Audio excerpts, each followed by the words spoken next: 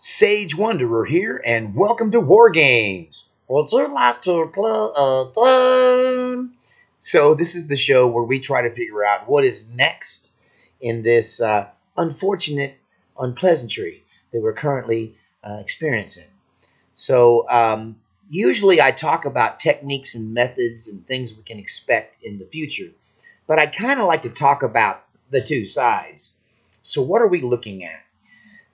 Now, many of you might be what I would call black pilled. A lot of these folks that are black pilled will say both sides are working together. And I would like to clarify because I'm acutely aware of the sides and who they are and who they represent and why it might seem they're working together sometimes. So let's look at there's the side everyone knows about the Illuminati, the deep state, the communists, the people who are currently pushing the brain dead ruler of the Western world. Yeah, that side. We know all about that side. We have lots of videos talking about what they do in their private lives, what their religion is like, how they conduct themselves, and the things they're doing. But there's another side that isn't talked about much. And what you may not realize is the other side is also ran by, in some ways, a side of or kind of related to the Illuminati. And that is the military industrial complex. So, just for the record, I'm technically kind of on the side of the military industrial complex because I come from a Marine Corps family.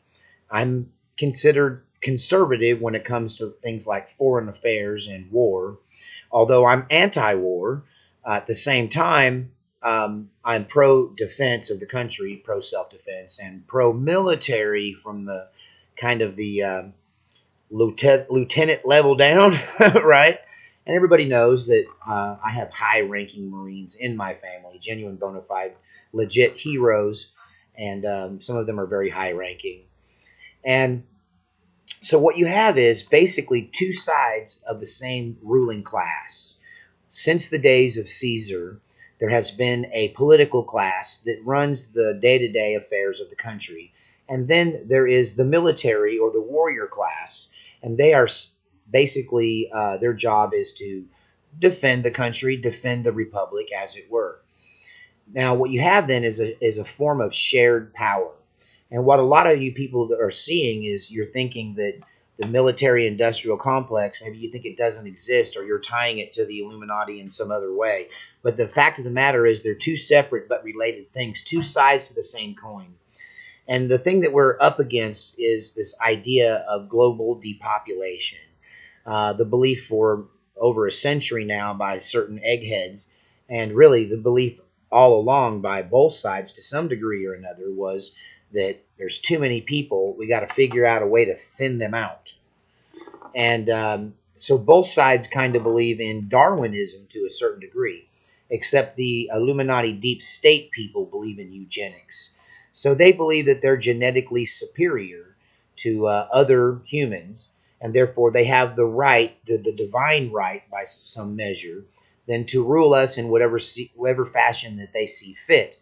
And so they tend to believe then that when it comes to global depopulation, they would like to target certain ethnic groups, certain political groups, certain people with ideas, and certain people with religious views that they don't approve of, and they would like to selectively kind of engineer an Agenda 21, Agenda 2030 thing against them. Now, on the other side, you have the military industrial complex, the warrior class, the protector class, of which I am loosely associated with. Now, if you've been watching the channel, you know that my beautiful woman in my life, Catherine, who has come into my life like a I don't know what. It's been a real ride, and I love her to death. And she's done so many great things for me. And one of the things she's done is research my lineage. She is a genealogist, and she went back and uncovered the secrets of my family. And not only am I descended from knights and barons and lords and the occasional king or queen, but I'm related to them in almost every direction. In other words, in so many ways, genetically, I am one of them. I'm an O negative. That makes me RH negative. Um, you know, I'm not your average guy on a lot of levels. The genealogy kind of explains it. I'm not a eugenicist, but I do believe that we are not all exactly created equal. If not, then why don't some other 53-year-olds agree to spend a day trying to keep up with old Sage Wanderer? Even when I was sick, I could get more done before noon than most people do all day. And that's just a legit matter of it. And I stay busy. I have a lot of intellectual pursuits as well. My point being that there are people who, for whatever reason, seem to have better, stronger, faster genes. And those that know it, especially, believe they have some predisposition or predestined obligation, right to rule the others and to pick what happens, decide what happens, to pick the course of human endeavors. So you have that kind of royalty, Illuminati based, secret society side. And then you have the military industrial complex, which that's more where my people are from. That's the knights, some of the lords and barons. It's not the kings and queens, it's the ones that carry out their will on the earth. The knight class, the warrior class. And that's the royalty you'll find on my side of the family, on both sides of my family, rather, is royalty that earned its way into royalty through its own efforts.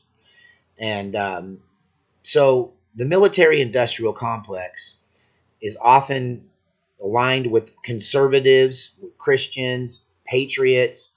The other side, the Illuminati, they're often associated with alternative lifestyles, with alternative family structures, pushing social agenda, the press, the media, movies, music, that sort of thing, politics. And so what you have is essentially an agreement between the military industrial complex and this ruling class of eugenicists. And they both agree on one thing: there's too many people, and a lot of them are stupid. That's just how they feel. That Darwinism is kind of at the root of both of those sides of looking at things. And I really don't agree with either side. If I had to pick one, I'd pick the military industrial complex for this one reason: they don't believe in targeting people for what they believe. The military industrial complex does not believe in targeting its enemies for population control. But they also do believe in population control. They do believe that there are too many people, and they want to use the age-old, tried-and-true method of war to thin the population. So you have both sides, both the right and the left, respectively, being backed by, pushed by, represented by these two factions who both agree that there are too many people and they should be gotten rid of. One believes in eugenicism, which is selection of who is targeted. Just think what we did in the past as a nation here in America to Native American tribes, to African American populations, anyone who was of a lower class stature or even IQ.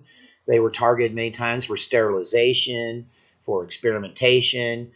That's the eugenicist, almost Nazi way of looking at things. And then you have the other side, which is more of the old Roman centurion, the knightly idea that, well, the Marines say, and I can't even say this online, but they would say basically eliminate them all and let God sort them out, right? So the concept is that war is ipso de facto the Darwinian way, that you put everyone in the cooker and the smart ones come out the other side. The strong ones come out the other side. The ones worthy of reproducing and adding to the gene pool will survive war, and the ones that aren't very smart will go first. So that's kind of the military industrial complex ideology concerning it. So both sides agree that many of you, should probably be eliminated for a lot of different reasons.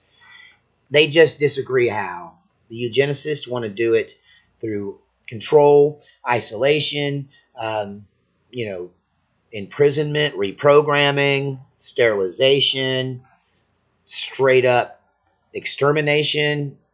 You know, all of these things are on the plate for the Illuminati side. The military industrial side, they want to have lots of wars, many wars, take what they want from the rest of the world, crush any opposition, and put the not so smart ones right up front so we make sure and thin them out that way so that only the strong survive. If I had to pick a way, and for the record, I pick neither way, that's why I'm stuck in the middle with you. But I do not agree that wars are a good way to do this, nor should they be. Wars should be a matter of last resort. Peace should always be the goal. But what we have is, in so many ways, two sides being played against the middle. You and I are stuck in the middle. So I wanted to take this time to just kind of lay that out, because I think a lot of people think I'm some kind of right-wing conservative, when in fact I could be better described as a libertarian. I believe in freedom, freedom for everyone, and that puts me at odds with a lot of people who want a theocracy. I also do not want a theocracy where we make laws according to the Bible and the preachers are in charge of the rule of law. Mainly because you're looking at a former preacher, a lifelong, always will be holy man and sage.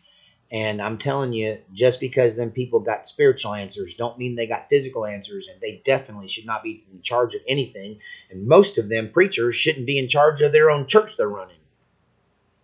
So definitely don't want a theocracy where we run this according to whatever religious power is in control at the time, because they can flip that on you. You know, all you got to do is just change the population from Christian to Muslim to a degree, and now your theocracy is an Islamic ran state. Are you ready for that? Don't. No to the theocracy. Right? We need to have free and fair elections. We need to have a representative republic. I believe in a representative republic. It's proven itself to be the only method to true freedom. A constitution is required to protect citizens against infringements by their own government. Laws and codexes are necessary to protect individuals from outside depredations and attacks, home invasions, robbery, burglary. But at the same time, I firmly believe that our republic needs to be restructured in a way so that what has recently happened will never happen again, where a cabal of conspiracy people in a conspiracy, not a theory, people involved in an actual conspiracy, have seized control of our government and our churches and our economies and our corporations. Some of them have been embedded into the military, especially at the high ranks. And there's a takeover of our country designed to take it down so they can replace it with something else. But at the same time, we cannot keep the republic like it is. Because if we do, and we manage to stop this takeover or reverse what's happened, it will just happen again unless we find the hole in the fence where the cows are getting out. You understand, there was some hole in the structuring of our freedoms and our republic and its documents that allowed this menace to manifest itself into our society. This silent control coming from both sides, but specifically against these communists who want to take away our freedoms. The only reason that if I had to pick one of the two evils, I would pick the military-industrial complex is because although they are warriors selling war, working towards war, profiting from war, and live by the sword, die by the sword, those are the people we're talking about, right? And they actually, they do believe in freedom, though. They believe that when you're not at war, when they're not tyrannizing you and forcing you into the front lines of some war over oil or some other resource or territory or logistic position, then they want you to be free the rest of the time. Just be a good citizen, have fun, do your thing. That's way different than this dystopia that's being sold by the Illuminati, where they want to replace humans with machines and they want to reduce the population. and they want to have total control of everything you say, do, think, and you have two choices: comply or die. Not down for that for sure.